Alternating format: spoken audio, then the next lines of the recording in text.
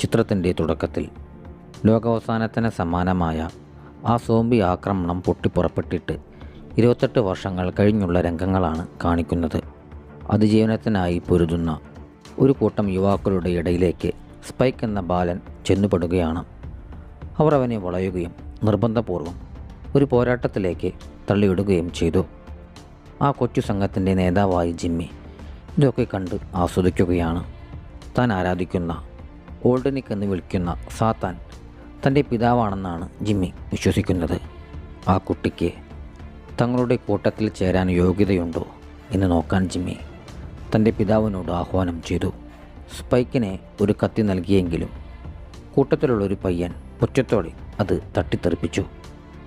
അവിടെ ഉണ്ടായിരുന്ന കെല്ലി എന്ന പെൺകുട്ടി ഒഴികെ ബാക്കി എല്ലാവരും സ്പൈക്കിനെ പരിഹസിച്ച് ചിരിക്കുകയാണ്. ആ പയ്യൻ വീണ്ടും സ്പൈക്കിനെ ഉപദ്രവിക്കാൻ തുടങ്ങിയപ്പോൾ അപ്രതീക്ഷിതമായി സ്പൈക്ക് അവൻ്റെ പാൻറ് വലിച്ചു താഴ്ത്തി കത്തിക്കൊണ്ട് കുത്തി. ആദ്യം എല്ലാവരും ചിരിച്ചെങ്കിലും ആ കുത്തുകൊണ്ടത് ഒരു പ്രധാന രക്തധമനിയിലായിരുന്നു. കത്തിയൂരിയതോടെ ചോര ചീറ്റുകയും അവൻ നിലത്ത് വീണ് പിടയുകയും ചെയ്തു. ആരും അവനെ സഹായിച്ചില്ല. ഒടുവിൽ ദാരുണമായവൻ മരണത്തിന് കീഴടങ്ങി. തുടർന്ന് ജിമ്മി സ്പൈക്കിൻ്റെ അരികിലെത്തി പറഞ്ഞു, ഇനി മുതൽ നിൻ്റെ പേരും ജിമ്മി എന്നാണ്. ആ സംഘത്തിലുള്ള എല്ലാവരും ജിമ്മി എന്ന പേരിലാണ് അറിയപ്പെട്ടിരുന്നത്. മരിച്ച പയ്യൻ്റെ വിഗ് സ്പൈക്കിനെ ധരിപ്പിച്ചുകൊണ്ട് അവർ വിജനമായ ഭൂമിയിലൂടെ യാത്ര തുടർന്നു. അതേസമയം കൊടുങ്കാടിനുള്ളിൽ ഒരാൾ മാനിനെ വേട്ടയാടാൻ ശ്രമിക്കവേ ഒരു കൂട്ടം സോംബികൾ അയാളെ വളഞ്ഞു. സാധാരണ സോംബികളിൽ നിന്നും വ്യത്യസ്തമായി ബുദ്ധിശക്തിയും കരുത്തുമുള്ള ഒരു ആൽഫ സോംബി അവിടെ പ്രത്യക്ഷപ്പെടുകയും ക്രൂരമായി അയാളുടെ തല അറുക്കുകയും ചെയ്തു.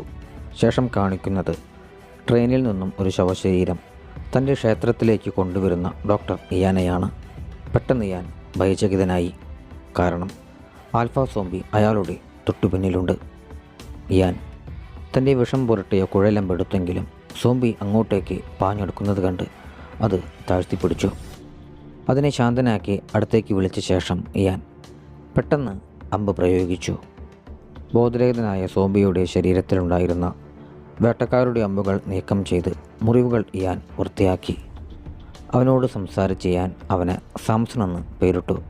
തുടർന്ന് തൻ്റെ ക്ഷേത്രത്തിലേക്ക് മടങ്ങിയ ഇയാൻ താൻ കൊണ്ടുവന്ന ശവശരീരത്തിലെ തലയോട്ടി കഴുകി വൃത്തിയാക്കി ആദരപൂർവ്വം പ്രതിഷ്ഠിച്ചു. ശേഷം തൻ്റെ താമസ സ്ഥലത്ത് പോയി സംഗീതം ആസ്വദിച്ചുകൊണ്ട് പഴയകാല ചിത്രങ്ങൾ നോക്കി ഇയാൻ സമാധാനത്തോടെ ഇരിക്കുകയാണ്. പിറ്റേന്ന് രാവിലെ വീണ്ടും തയ്യാറെടുപ്പുകളോടെ സാംസൻ്റെ അടുത്തേക്ക് ഇയാൻ പോവുകയാണ്. ഇത്തവണ സാംസൺ ശാന്തനായിരുന്നു. ഇയാൻ മരുന്ന് പുരട്ടിയൊരു നമ്പ് വീണ്ടും പ്രയോഗിച്ചു. ശേഷം അവൻ്റെ അരികിലിരുന്ന് സംസാരിക്കാൻ തുടങ്ങി. തൻ്റെ വാക്കുകൾ അവന് മനസ്സിലാകുന്നുണ്ടെന്ന് തിരിച്ചറിഞ്ഞ ഇയാൻ അത്ഭുതപ്പെട്ടു. താൻ ഉപദ്രവകാരിയല്ലെന്ന് സാംസണെ ബോധ്യപ്പെടുത്താനായിരുന്നു അയാളുടെ ശ്രമം. ഒടുവിൽ സാംസൻ്റെ അരികിൽ വെച്ചു തന്നെ അയാൾ ഉറങ്ങിപ്പോയി. അയാൾ ഉണർന്നപ്പോൾ സാംസൺ അവിടെ ഉണ്ടായിരുന്നില്ല. അവൻ തന്നെ ആക്രമിക്കാത്തതിൽ ഇയാൻ സന്തോഷിച്ചു. അടുത്ത ദിവസം സാംസൺ ഇയാന് സമ്മാനമായി ഒരു മാനിൻ്റെ തല കൊണ്ടുവന്നു. അങ്ങനെ അവർ തമ്മിലുള്ള ആത്മബന്ധം വളരുകയാണ്. മഴയത്ത് അവർ ഒന്നിച്ചിരുന്ന് സമയം ചിലവഴിക്കുകയും ഒപ്പം നൃത്തം ചെയ്യുകയും ചെയ്തു. ഇതേസമയം കാടിനുള്ളിലൂടെ 3 പേർ ഭക്ഷണത്തിനായി അലയുകയായിരുന്നു. അതിനിടയിൽ അവരൊരു സോംബിയെ കാണാനിടയായി. അത് കരഞ്ഞാൽ മറ്റുള്ളവ കൂടി വരുമെന്ന് ഭയന്ന് മുതിർന്നയാൾ അതിനെ കൊല്ലാനായി ശ്രമിച്ചു. എന്നാൽ ആ സോംബി നിലവിളിച്ചു. കൂടെയുണ്ടായിരുന്ന ഗർഭിണിയായ സ്ത്രീയും യുവാവും രക്ഷപ്പെടാനായി ഓടിമാറി. എന്നാൽ ആ വയസ്സായ മനുഷ്യൻ സോംബികളാൽ വലയപ്പെട്ടിരുന്നു. അയാൾ പൊരുതിയെങ്കിലും കടിയേറ്റൊടുവിൽ അവരിലൊരാളായി മാറി. ആ ദമ്പതികൾ കഷ്ടിച്ച് രക്ഷപ്പെട്ട് തങ്ങളുടെ കുടിലിലേക്കെത്തി. അവിടെ എത്തിയപ്പോൾ അവരുടെ വീട്ടിൽ വിരുന്നുകാർ വന്നിട്ടുണ്ടെന്ന് കാരണവർ അറിയിച്ചു. മറ്റാരുമല്ല, അത് ജിമ്മിയും സംഘവുമായിരുന്നു. പേടിച്ച് വിറച്ചാണ് ആ കുടുംബം അവർക്ക് ഭക്ഷണം വിളമ്പിയത്. തുടർന്ന് ജിമ്മി തൻ്റെ സംഘത്തിലെ ജിമ്മിയ എന്ന പെൺകുട്ടിയോട് നൃത്തം ചെയ്യാനായി ആവശ്യപ്പെട്ടു. നിങ്ങളിവിടെ എന്തിനാണ് വന്നതെന്ന് ചോദിച്ച വീട്ടിലെ സ്ത്രീയോട് നിങ്ങളുടെ ആതിഥ്യ മര്യാദ ആസ്വദിക്കാൻ വന്നതാണ്, ഞങ്ങളെ സ്വാഗതം ചെയ്യുന്നില്ലേ എന്ന് ജിമ്മി പരിഹാസത്തോടെ ചോദിച്ചു. ആ സ്ത്രീ ധൈര്യത്തോടെ ഇല്ല എന്ന് മറുപടി നൽകി.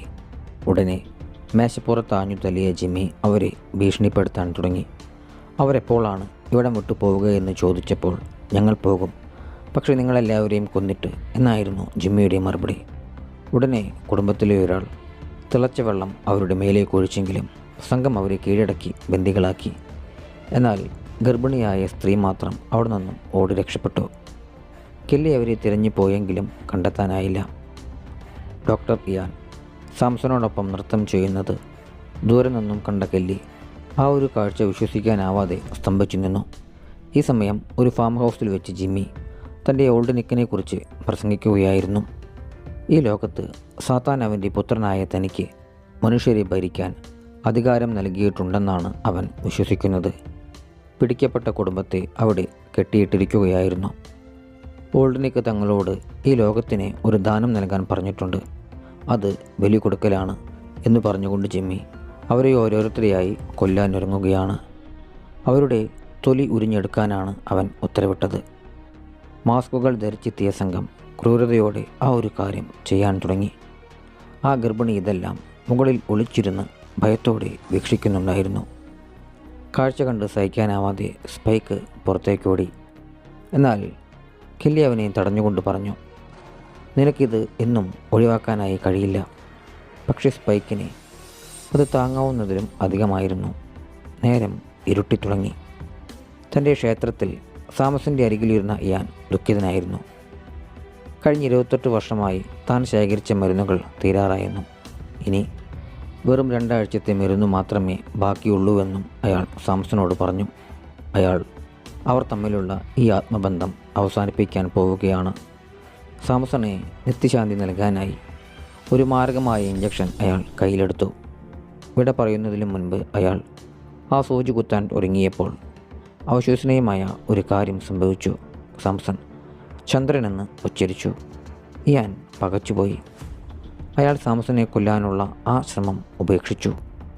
ഈ സമയം ഫാം ഹൗസിൽ ജിമ്മിയുടെ സംഘം ഒരാളൊഴുകി ബാക്കിയുള്ളവരെയെല്ലാം ക്രൂരമായി കൊന്നിരുന്നു.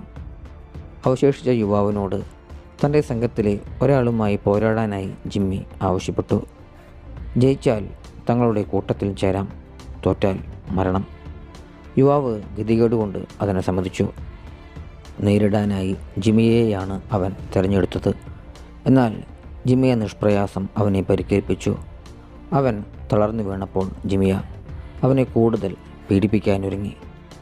പെട്ടെന്ന് മുകളിൽ ഒളിച്ചിരുന്നിരുന്ന ഗർഭിണി ഒരു ഇരുമ്പ് കൊളുത്ത് താഴേക്ക് വലിച്ചെറിഞ്ഞു.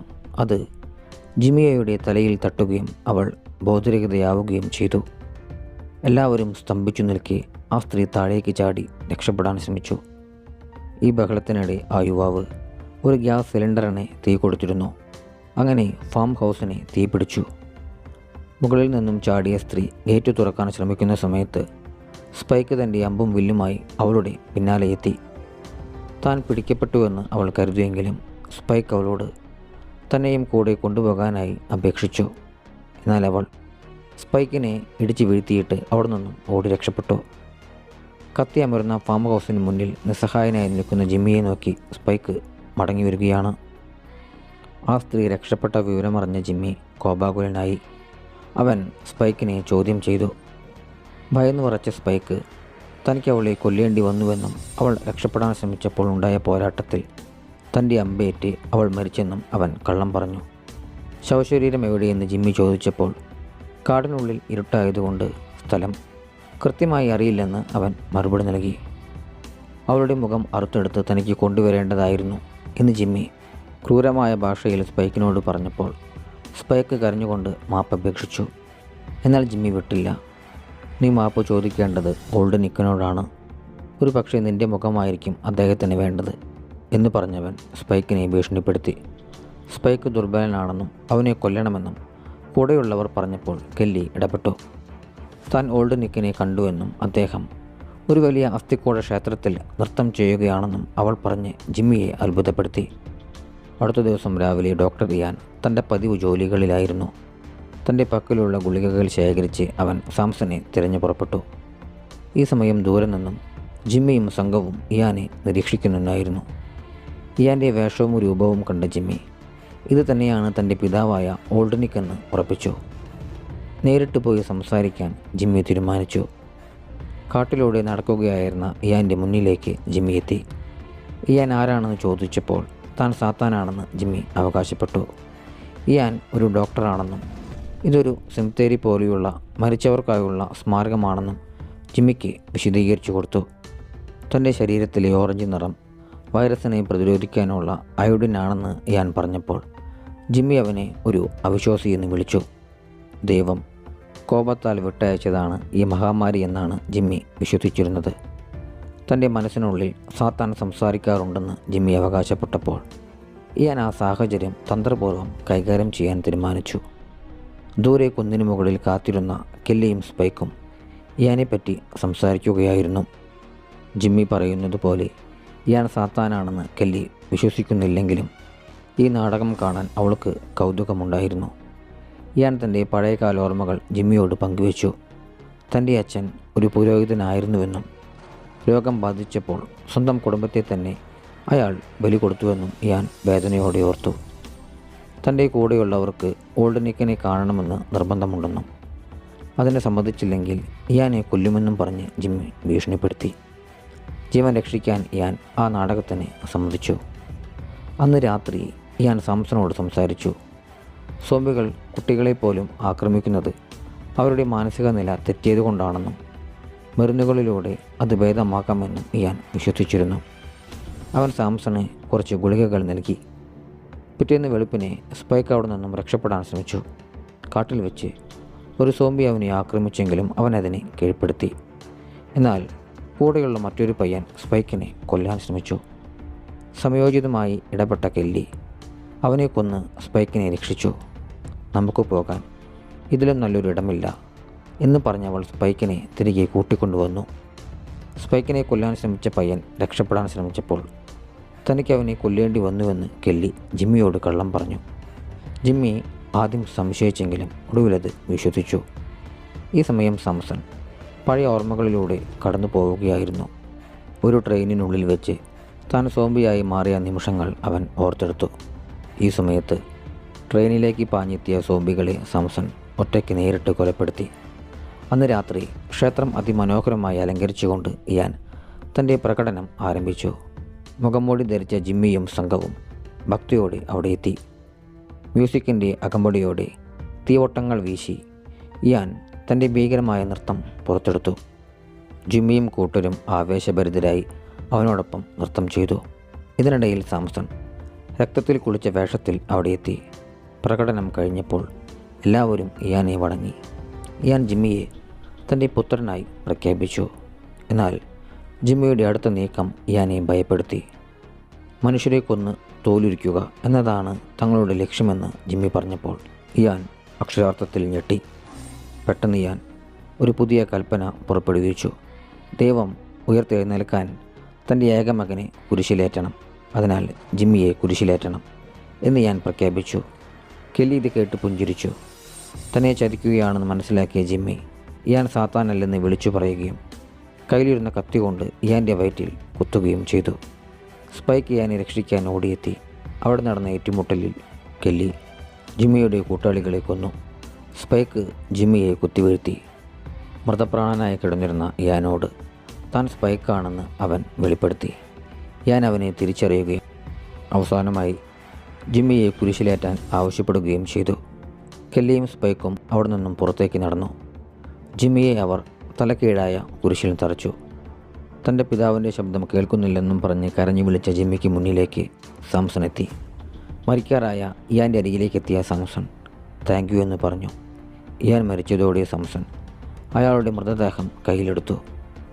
പിന്നീട് കാണിക്കുന്നത് കുറച്ച് ദിവസങ്ങൾക്ക് ശേഷമുള്ള രംഗങ്ങളാണ്. ഒരു ദ്വീപിലെ സുരക്ഷിതമായ വീട്ടിൽ ജിം എന്നൊരാളും അയാളുടെ മകളും താമസിക്കുന്നുണ്ടായിരുന്നു.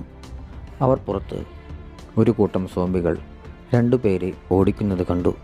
അത് സ്പൈക്കും കെല്ലിയുമായിരുന്നു. അവരെ സഹായിക്കാൻ ജിം തീരുമാനിക്കുകയാണ്. ഈ രംഗങ്ങൾ കാണിച്ചുകൊണ്ടാണ് ചിത്രം അവസാനിക്കുന്നത്.